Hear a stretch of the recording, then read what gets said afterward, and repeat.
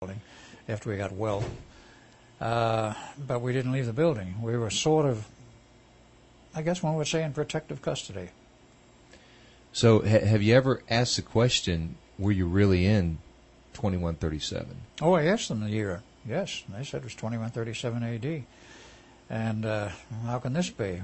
Well, you came or brought to us, and we're not quite sure how you got here, but you were brought to us as found somewheres, and you were in terrible physical shape. We treated you as a regular, ordinary patients with unknown origins. But at that time, apparently, they didn't worry about did you have Medicare, Medicaid, or the money to pay for it. This was already, shall we say, socialism of a sort. Mm-hmm. I did not inquire to that extent as to the financial status, except I did ask about banks and banking systems and financial status, and they said it was drastically changed. Yeah, there was still money, but it was not quite the same as it had been. And banks were drastically curtailed from the amount of power that they once had. Did you notice anything different in the hospital, though, that would show that there was 137 years had gone by from today's date?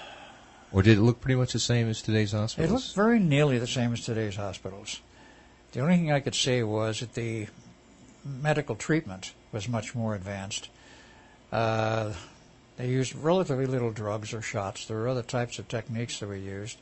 What they did give us in the way of medication was not anything we recognized. Of course, I was not a doctor then or now, and I wouldn't recognize by name many of the drugs and medications they gave us. But I know that some of that stuff bore no resemblance to anything that we use today. And they did make mention of that. He says, the 20th century medicine, we don't practice that here anymore. He says, we've gotten a little bit away from that, going ahead. They did use other types of therapy, which would come under the terminology today of perhaps holistic medicine. Perhaps one could say various vibrational treatments, light treatments. Of course, if there was surgery required, they had those techniques available, much more refined than today. I did ask some questions in that direction. There was a city outside, but that was one of the things I learned in watching TV. Many of the cities that we know today didn't exist anymore. And some of them were in the status of, you might say, a museum being rebuilt as a museum rather than as a habitation. Did you get any feel for how many people were actually on the planet at that time? Yes, I asked that question. They said at that time about 300 million on the entire planet. That's all? That's all. In the United States, less than 100 million. It's about 50. And what happened to the 6 billion that are here today? That is something that I never got a fully straight answer to, but they told me this, that between the World War III, disease, famine, breakdown of government, lack of transportation, the total collapse of finance, wars with the aliens, the fact that certain alien groups arrived and were rather carnivorous. They liked human flesh. There was a great deal of problem in the big cities. Most of the inhabitants wound up being, shall we say, grist for the tables of the aliens while they lasted. They did not last that long. They were eventually run out, destroyed, or what have you. But by not who? Who destroyed? By the military of the United States and the militias also. The militias got involved heavily in the act. The UN attempted to fight some of this for a while, but apparently they were overwhelmed also. And eventually the UN was troops and such. Or let's say the UN agenda, as we understand it right now of this year, fell by the wayside. There was no longer any attempt to make a one-world government. There wasn't enough left to make a one-world government of. Well, it's kind of interesting because we always think of the aliens as having technology that is so far advanced of ours that if they want to, they could basically do whatever they want to do. But it seems like as up to this point, 2000, they're in a fairly passive or behind-the-scenes role. But you're saying that the U.S. military actually developed technology to beat them. We have all of the technology that most of the aliens ever had, because there was a lot of cooperative effort between 1954 and the year 2000. And we back-engineered not only their craft and their drives and their weapons, excuse me, we also, perhaps one could say, forward engineered from the knowledge we acquired of the alien approaches to weapons and weapon systems, we forward engineered a few of our own. And as an example, as of now, that is the year 2000, we have particle beam weapon systems, which I might note were first noted and developed by Nikola Tesla back in the 30s, about 1935. And without going through the long history of how we came back into it, what he started out with is a basically medium-powered device. Today, that is in the last 10 years, has become an exceedingly high-powered weapon, where they can aim it from the Earth out into space, and with one of the systems I am told they have today, they can quite literally punch a hole through a moon on Jupiter, and have done so as a demonstration or a test.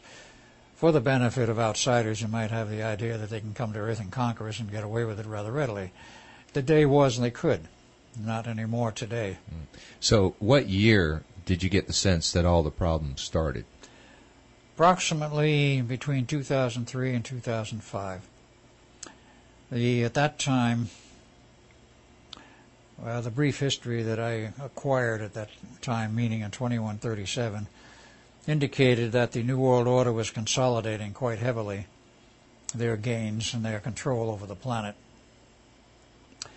But something went wrong somewhere. Somebody blinked when they shouldn't have, or whatever it was, but suddenly erupted a war, which was basically between, as I understand it now and remember what they told me, between the Russians and Chinese on one side and the U.S. on the other, and also the Europe essentially on our side. It was an unprovoked attack with very little warning or no warning. It hit several American cities, and we retaliated.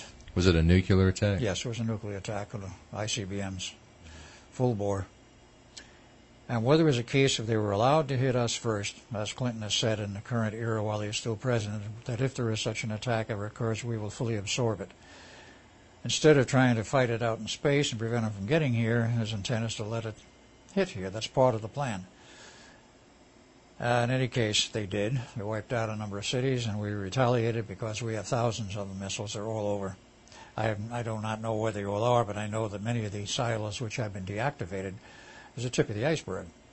We have so many thousands of missiles buried all over the United States and Canada and other locations that could knock out all of the known sites, which, of course, I'm sure the Russians and Chinese know. The sites we still have in reserve would be more than enough to wipe them out. Did you ever hear who was the president at the time that this attack happened? That's a good question. I don't think I ever asked.